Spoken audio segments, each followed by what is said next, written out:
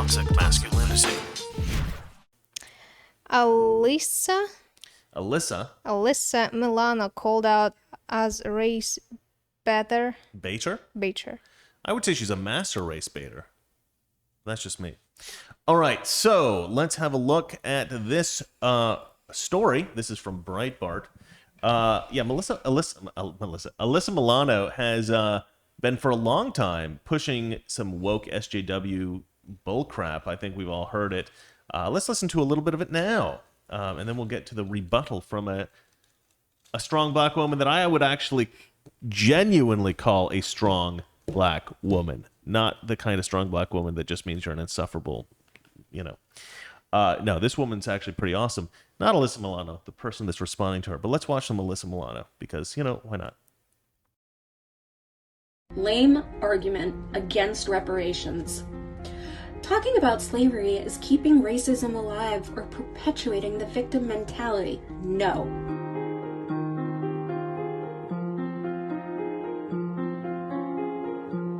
If we were to stop talking about racism tomorrow, do you think that would stop another unarmed black person from being shot and killed by the police?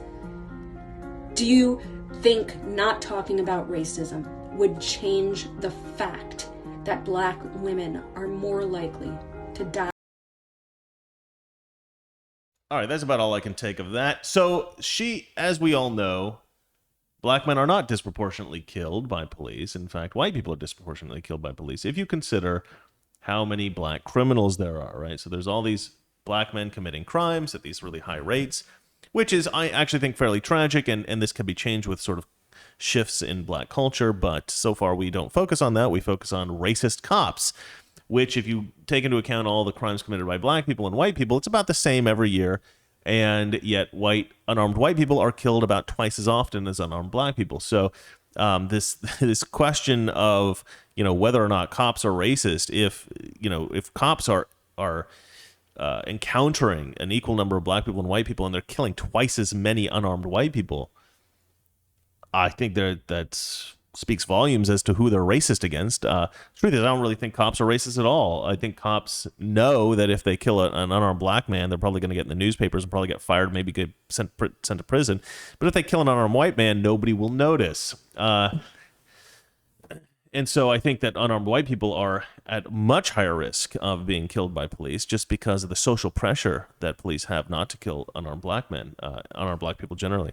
But we just, we don't hear about the white people that are killed ever. And cops know that. And I'm not saying that cops are like, oh, we can kill white people and they won't notice. It's just like they don't have that sense of, I got to be extra careful to not kill this person.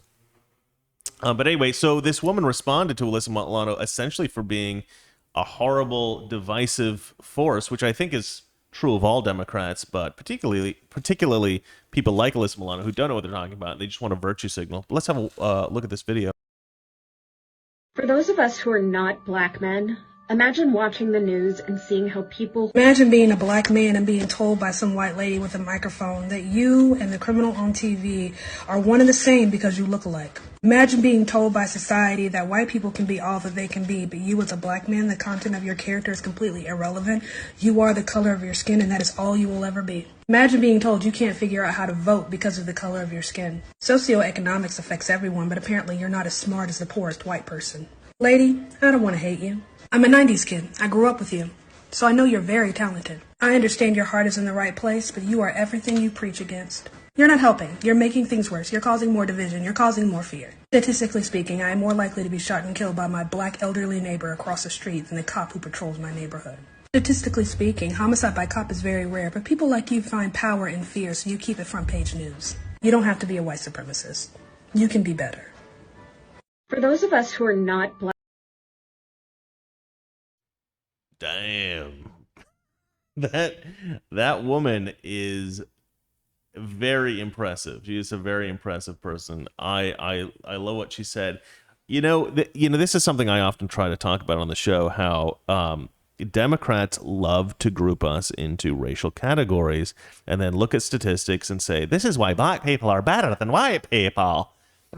And it's just crazy. It's like, how about looking at individuals and saying, you're an impressive person.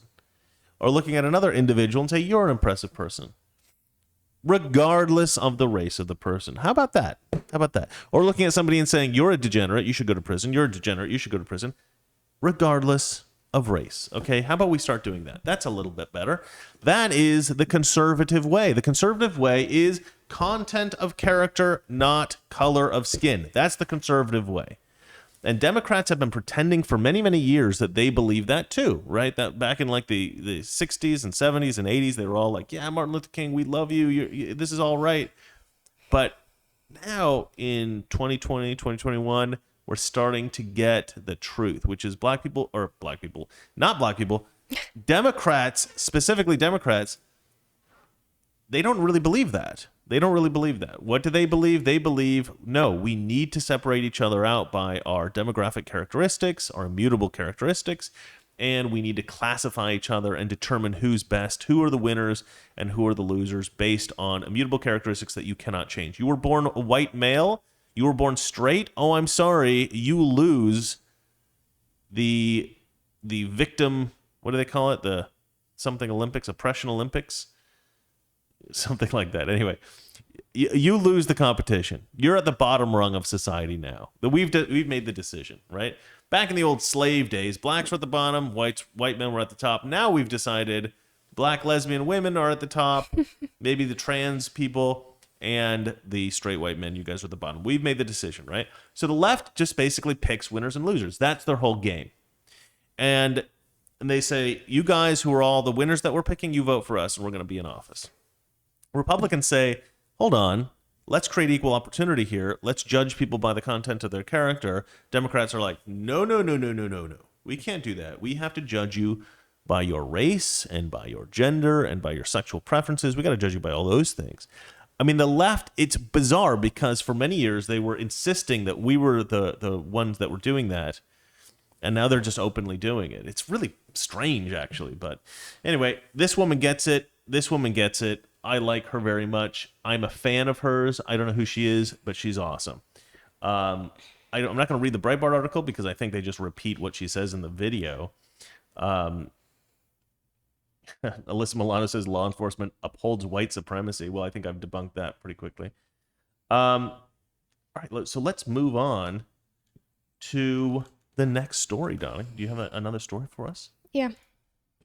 Florida to make deplatforming of politicians a crime. Yeah, this is pretty crazy, right? So DeSantis, when I first read this, I actually thought that they were going to make deplatforming a crime across the board. Like you're not allowed to deplatform people for political speech or something like that, right? Just to silence them, which I would have loved. But they're not going that far. They're just dealing with politicians. So if I want to not get deplatformed off YouTube, I have to run for political office, which I'm totally willing to do. But let's see here. So Ron DeSantis has said, well, let's just go ahead and read this. This is on New York Post. Social media companies would be unable to permanently kick people off their platforms under a tough new Florida law. The bill passed by GOP dominated state The bill passed by the GOP-dominated state legislature Thursday and awaiting Governor Ron DeSantis' signature would make it a crime to remove state political candidates from Twitter and Facebook and would mete out penalties of $250,000 a day for any statewide candidate who is deplatformed. Removing more local candidates would cost the company $25,000 a day. The bill also requires tech companies to give users 7 days' notice if they are at risk of being banned and offer them the opportunity to correct the issue. Suspensions of up to 14 days would still be allowed. So, Toxic Masculinity, weekdays, 9 p.m. Eastern, 6 p.m. Pacific.